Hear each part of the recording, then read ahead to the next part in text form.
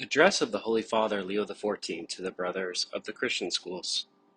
This is from May 15th, 2025. In the name of the Father, and of the Son, and of the Holy Spirit, peace be with you. Your Eminence, dear brothers and sisters, welcome. I'm very pleased to receive you in the third centenary of the promulgation of the bull Apostolicae Dignitatis Solio, with which Pope Benedict XIII approved your institute and your regulations. It also coincides with the 75th anniversary of the proclamation by Pius XII, St. John Baptist de la Salle, as heavenly patron of all educators. After 3 centuries, it's good to see how your presence continues to bear the freshness of a rich and vast educational entity, with which, in various parts of the world, you still dedicate yourselves to the formation of the young with enthusiasm, fidelity, and a spirit of sacrifice.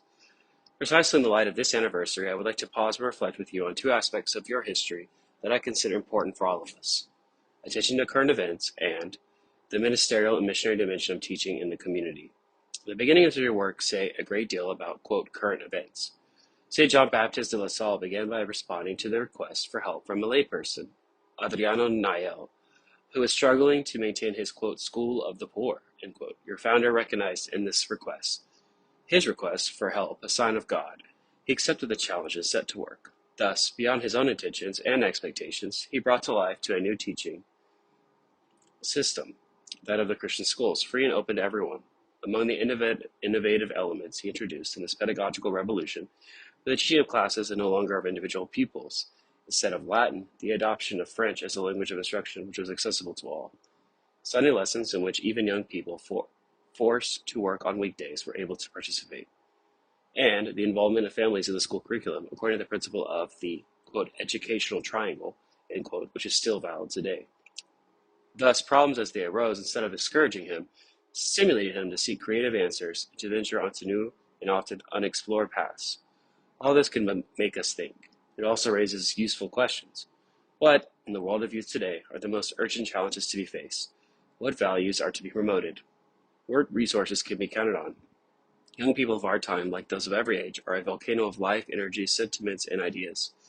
It can be seen from the wonderful things they're able to do in so many fields. However, they also need help in order for this great wealth to grow in harmony and to overcome what, albeit in a different way to the past, can still hinder their healthy development. While, for example, in the 17th century, the use of the Latin language was an inseparable barrier to communication for many people, today there are other obstacles to be faced. Think of isolation caused by rampant relational models, increasingly marked by superficiality, individualism, and emotional instability.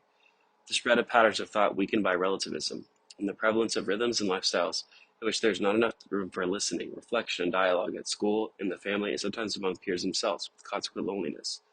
These are demanding challenges, but we too, like St. John Baptiste de la Salle, could turn them into springboards to explore ways, develop tools, and adopt new languages to continue to touch the hearts of pupils, helping them and spurring them on to face every obstacle with courage in order to give the best of themselves in life according to God's plans.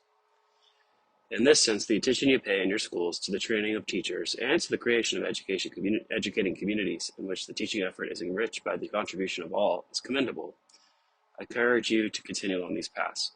But I would like to point out another aspect of the Lassallean reality that I consider important: teaching lived as ministry and mission, as consecration in the church.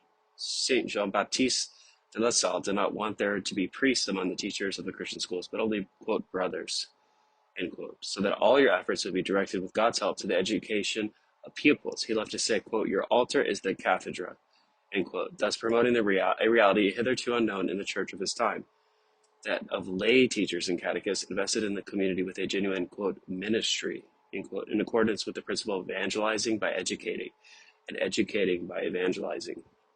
In this way, the charism of the school, which you embrace with the fourth vow of teaching, besides being a service to society and a valuable work of charity, still appears today as one of the most beautiful and eloquent expressions of that priestly, prophetic, and kingly munus we've all received in baptism, as highlighted in the documents of the Vatican Council II.